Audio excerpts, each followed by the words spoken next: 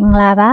မခု AutoCAD မှာစာရေးရနဲ့ပတ်သက်ပြီးတော့ပြောပြပေးတော့မှာပဲဖြစ်ပါတယ် AutoCAD မှာစာရေးမယ်ဆိုရင်အရင်ဆုံးမတို့ test time လေးခေါ်ပြီးတော့ပြင်ရပါမယ် test time ပြင်ဖို့အတွက်သူရဲ့ command က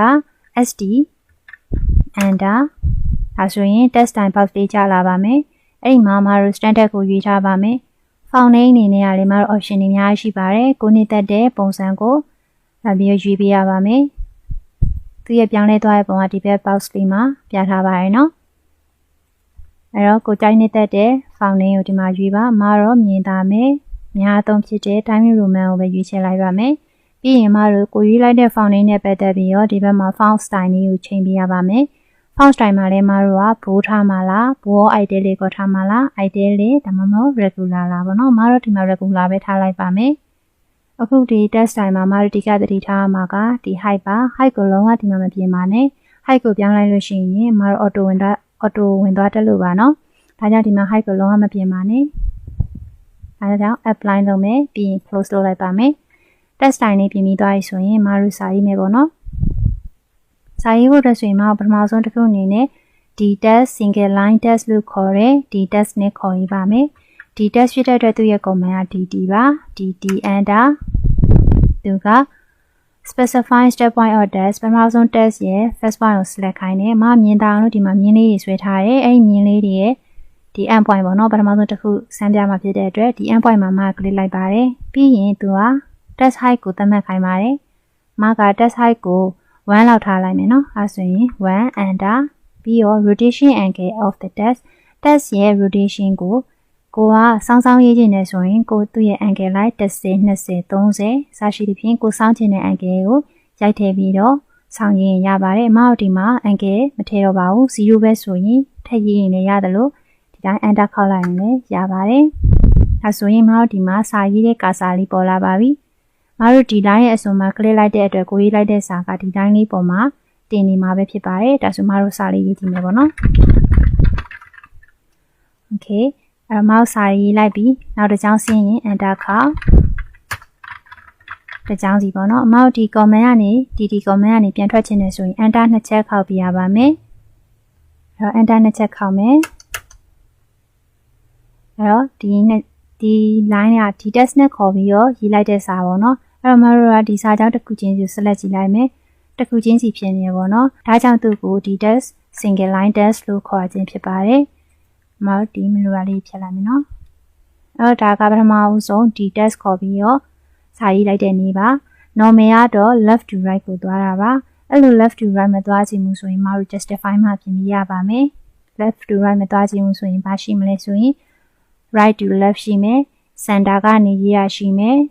မျိုးရှိရပါတော့အခုဒါအမ angle မဆောင်မရေးလိုက်တာနောက်တစ်ခုအမ angle ဆောင်ပြီးတော့ရေးကြည့်လိုက်မယ် sorry dt enter justify justify မလို့သေးနော်အမ angle ဆောင်မှာဖြစ်တဲ့အတွက် first point ကဒီတောင်းမှာပဲ click လိုက်မယ် height ကလည်း1ပဲထားလိုက်မယ်အမ rotation angle ကို20လောက်ဆောင်လိုက်မယ်ဒါဆိုရင်ကစားအဆောင်လေးတိုင်းပေါ်လာပြီအဲ့မှာမတို့စာရေးမယ်ဆိုရင်အဲ့ဒီစာကြောင်းလေးက20 degree ဆောင်တဲ့ line လေးဖြစ်နေမှာပဲဖြစ်ပါတယ်အဲ့တော့ comment ပြန်ထွက်ရှင် enter နှစ်ခါခောက်ပါမယ်ဒါကတော့ angle ဆောင်ပြီးတော့ရေးတဲ့နည်းပါနောက်တစ်ခုကမတို့ justify မှာရွေးပြီးတော့ရေးမယ်နော်အဲ့တော့ dt enter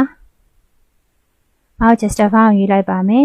အဲ့ဒီမှာမတို့ left ကကြတော့ပထမအဆုံးရေးခဲ့တဲ့အတိုင်းဒီပုံစံတိုင်းလေးဖြစ်နေမှာပါအဲ့တော့ left ကိုမရွေးတော့ဘူးမတို့ right ကိုရွေးကြည့်လိုက်ပါမယ် base point ကိုကင်လိုက်မယ်မတို့ဒီမှာရွေးလိုက်လေရတယ်ဒါပေမဲ့မသိတာအောင်လို့ right မှာပဲ click လိုက်ပါမယ် test height က1 angle ကို0ဒါဆိုရင်မတို့အမှစာရေးမယ်ဆိုရင် right to left သွားတာပဲဖြစ်ပါတယ်စာတွေက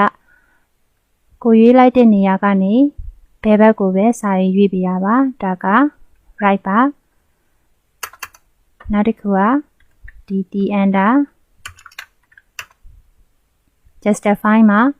မတို့ center ရွေးကြည့်မယ်မြင်တာအောင်လို့မတို့ဒီ center point လေးမှာထားလိုက်မယ်ဒါဆိုရင်စာလေးတွေက center ကနေစပြီးတော့ပြောင်းသွားတာကိုမြင်ရမှာပဲဖြစ်ပါတယ် test height က1 angle ကလည်း0ပဲထားမယ်ဒါဆိုရင် center ကနေဟိုဘက်ဒီဘက်ဘယ်နဲ့ညာနဲ့အုံကြီးအများရွေးသွားတာပဲဖြစ်ပါတယ်ဒါက center ပါနောက်တစ်ခုက dt enter မှာ justify middle နဲ့ center နဲ့ ပုံမှန်အားဖြင့်တော့ဘယ်လိုกว่าလဲမသိနိုင်အောင်ဒါဆို middle မှာရွေးကြည့်လိုက်မယ် middle ရွေးမယ် point ကိုမှတော့ middle ဖြစ်တဲ့အလင်းမှာပဲရွေးထားကြည့်လိုက်မယ်ပြီးရင် height ကလည်း1 angle လည်း0ပဲထားမယ်အဲ့တော့စာရေးကြည့်လိုက်မယ်အဲ့တော့ဘာกว่าလဲဆိုရင် center ဆိုတာကတော့မတို့ရေးလိုက်တဲ့မြင်းရဲ့အပေါ်မှာစာကိုအမှန်တိုင်းပဲပေါ့နော်မြင်းချောင်းပေါ်မှာပုံမှန်တိုင်းရေးပြီးသွားဖြစ်တယ် middle ဆိုတာကျတော့စာအကြောင်းရဲ့ကိုသတ်မှတ်ထားတဲ့ကို click ပေးလိုက်တဲ့နေရာရဲ့အလယ်တက်မှာပဲစာကြောင်းတွေဖြတ်ပြီးတော့ပေါ်နေရဖြစ်ပါတယ်ဒါက center နဲ့ middle ရဲ့ကွဲပြားမှုတွေပါနောက်တစ်ခုက dd under မှာ justify မှာထပ်ရွေးမယ် fit ကကြတော့ဘယ်လိုလဲဆိုတော့မတို့အနည်းဆုံး point နှစ်ခုသတ်မှတ်ပေးရပါမယ်အမဒီ line ဖြစ်တဲ့အတွက်ဒီ line လေးကိုစာနဲ့ဆုံးသတ်မှတ်လိုက်မယ် text height ကကိုကြိုက်နေတဲ့တာပြီးလို့ရရင်တော့မတို့ဒီမှာ1ပဲထားလိုက်မယ်အဲ့တော့ဒီမှာကိုကစာရေးလိုက်မယ်ကိုကပထမဆုံး fit ရေးလိုက်တဲ့အတွက်အမှတ်2မှတ်ပေးလိုက်ပြီးအဲ့2မှတ်အတွင်းမှာစာကိုအပြည့်လိုချင်တဲ့သဘောဖြစ်ပါတယ်ဒါကြောင့်အမတို့ကတစ်လုံးပဲရေးတယ်ပဲအစာအဆုံးအပြည့်လားပေါ်နေမှာဖြစ်ပါတယ်အဲ့တော့ကိုကဒီမှာစာရေးမယ်ဆိုရင်အဲ့ဒီ fit ထဲမှာပဲကိုရေးတဲ့စာရေးကိုအဆင်ပြေအောင်သူကဆက်ထည့်ပြီးသွားဖြစ်ပါတယ်အဲ့တော့စာများလေ font size သေးသွားလိမ့်ဖြစ်ပြီးတော့စာနည်းလေ font size ကြီးသွားမှာပဲဖြစ်ပါတယ်ဒါပေမဲ့ text height ကတော့ပြောင်းလဲခြင်းမရှိပါဘူးကိုက text height 1ပဲပြီးခဲ့တဲ့အတွက်အဲ့ဒီ1အတွင်းမှာပဲစာလုံးကြီးအသေးကွဲပြားသွားမှာဖြစ်ပါတယ်ဒါက fit ပါအဲ့တော့ fit ကိုမရဒီအစားအဆုံးကိုဒီမြင်းချောင်းရဲ့အစားအဆုံးပေးလိုက်တဲ့ပုံဖြစ်နေเนาะအဲ့တော့မနောက်ထပ် fit ကိုအမှတ်နှစ်ခုကိုတနေရာပေါ့เนาะတနေရာမှာပေးကြည့်လိုက်ပါမယ်ဒီနေရာနဲ့ဒီအလယ်လေးကိုသတ်မှတ်လိုက်မယ် text height ကို1ပဲထားမယ်ဒါဆိုရင်ခုနကယူခဲ့တဲ့အမှတ်လေးရဲ့ခြားထဲမှာပဲစာတွေကဝင်သွားမှာဖြစ်ပါတယ်เนาะအဲ့တော့ဒါက fit ပါနောက်တစ်ခု dd under မှာရှိသေးတယ်ဆိုရင်ဒီဘက်မှာ tl tc tr အဲ့တော့ဒီအရင်ဆုံးဒီအုပ်စုကိုကြည့်ကြည့်မယ် tip ဆိုတာက top ကိုပြောတာပါ l c r ဆိုတာက left center right ကိုဆိုလိုတာပါအဲ့တော့ tl ကိုတစ်ချက်ယူကြည့်လိုက်မယ် tl ဆိုတော့ top left လို့ပြောတယ်အဲ့တော့ top left point of text ကိုကအစွန်အပေါ်ရဲ့ဘယ်ဘက်လို့ပြောရယ်เนาะအဲ့တော့ဘယ်အပေါ်လို့ဖြစ်ခြင်းနဲ့အမတို့ဒီမှာတစ်ချက်ကလစ်လိုက်မယ်ပြီးရင် text height 1ပဲထားလိုက်မယ်0ထားလိုက်မယ်ဒါဆိုရင်ဒါကစာရဲ့အပေါ်ဘယ်ဘက်ကနေစာပြီးတော့စာရေးရပဲဖြစ်ပါတယ်အဲ့တော့ကိုသတ်မှတ်ပေးလိုက်တဲ့နေရာကစာရဲ့အပေါ်ရောက်သွားမှာပေါ့เนาะအဲ့ဆိုရင်နောက်တစ်ခုခုနကရေးခဲ့တဲ့ TL ပြီးတော့ TC ရွေးကြည့်လိုက်မယ်ဒါဆိုရင်ကိုကဒီ point မှာပဲပေးလိုက်မယ်ပြီးရင် text height က1 angle လည်းမဆောင်ဒါဆိုရင်ဒါက center ဖြစ်တဲ့အတွက်ကိုသတ်မှတ်ပေးလိုက်တဲ့နေရာကနေဘယ်နဲ့ညာနဲ့ကိုအညီအမျှရွေ့သွားတာပဲဖြစ်ပါတယ်ဒါက center dd under justify မှာမတို့ right ကိုရွေးကြည့်ပါမယ်မြင်တာလို့မတို့ဒီဘက်ဆိုမှာပဲတစ်ချက်ကလစ်လိုက်မယ် text height 1ပဲထားမယ် angle 0ဒါဆိုရင်ဘယ်ညာလို့ရွေးလိုက်တဲ့အတွက်ကြောင့်ညာဘက်ကနေစပြီးတော့စာတွေပြောင်းသွားတာပဲဖြစ်ပါတယ်အဲ့တော့ဒါက TL TC နဲ့ TR ပဲဖြစ်ပါတယ်အဓိကကတော့အမတို့သိရမှာကဒါကြီးကရေးမကြည့်ပါဘူးเนาะဒီတိုင်းနားလည်အောင်လို့ပြောပြတာပါ MCR ဆိုရင်လည်းအဲ့လိုပါပဲဒါက middle left center right နောက်တစ်ခုက BLC BLR BL BCBR ပေါ့နော်အဲ့ဒီမှာဆိုရင်ねဒါဆိုရင် bottom ပေါ့နော် bottom left bottom center bottom right ဆိုပြီးတော့ကိုယ်စင်ပြေရပုံစံနဲ့စာရေးလာရေးလို့ရမှာပဲဖြစ်ပါတယ်အဲ့တော့ဒါက single line text လေးပဲဖြစ်ပါတယ်နောက်တစ်ခုကမတို့ mtext ဆိုတာကဘာလဲဆိုရင်စာရေးသလိုပဲ word မှာသွားပြီးတော့စာရေးတယ်လို့ပဲသူ့ရဲ့ comment တွေက t ဒါမှမဟုတ် mt ပဲဖြစ်ပါတယ် multi line text အဲ့တော့အမတို့ mt လို့ရိုက်လိုက်မယ် enter first corner သူကဒီမှာဘာမ dt နဲ့ဘာမတူရလဲဆိုရင်ဒီကာစာလေးရဲ့အောက်မှာ abc ဆိုပြီးတော့သူပေါ်ကိုရေးမဲ့စာလေးကပေါ်နေမဲ့ပုံစံသူကပြထားတယ်။မှာဒီမှာ first corner ကိုသူကရွေးခိုင်းတယ်။ အဲ့တော့ဒီမှာဆိုရင် line တစ်ကြောင်းရှိတယ်ဒီ line ရဲ့အပေါ်မှာရေးချင်နေဆိုရင် ABC လေးကို line ပေါ်ကိုတင်မယ်ဒါမှမဟုတ် line ရဲ့အောက်မှာရေးချင်နေဆိုရင် ABC လေးကို line ရဲ့အောက်ကို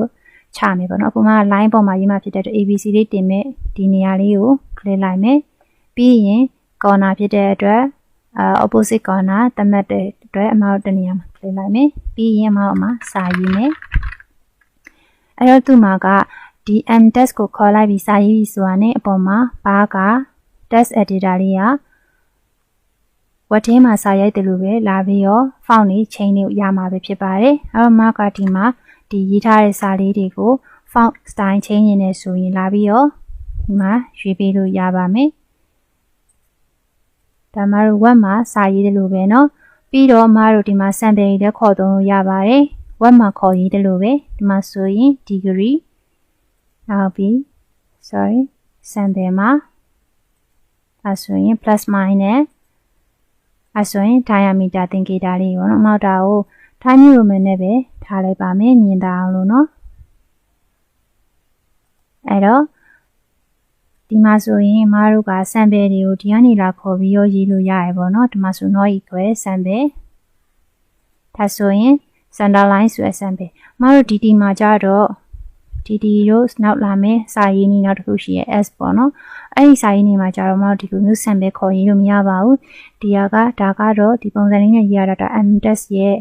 အတားမှုတစ်ခုပါပဲ sample လေးခေါ်ရေးလို့ရတယ် font size တွေကလည်းကိုယ်စင်ပြရတယ်ဒီမှာလာပြီးတော့ချိန်ပေးလို့ရမှာပဲဖြစ်ပါတယ်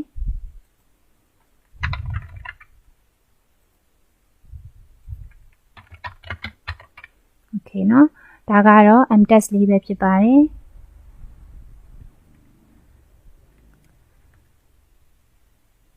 ဒီဗီဒီယိုဖိုင်လေးကတော့ဒီလောက်ပါပဲဒီ text နဲ့ mtext ကြောင်းပြောသွားတာဖြစ်ပါတယ်ကျေးဇူးတင်ပါတယ်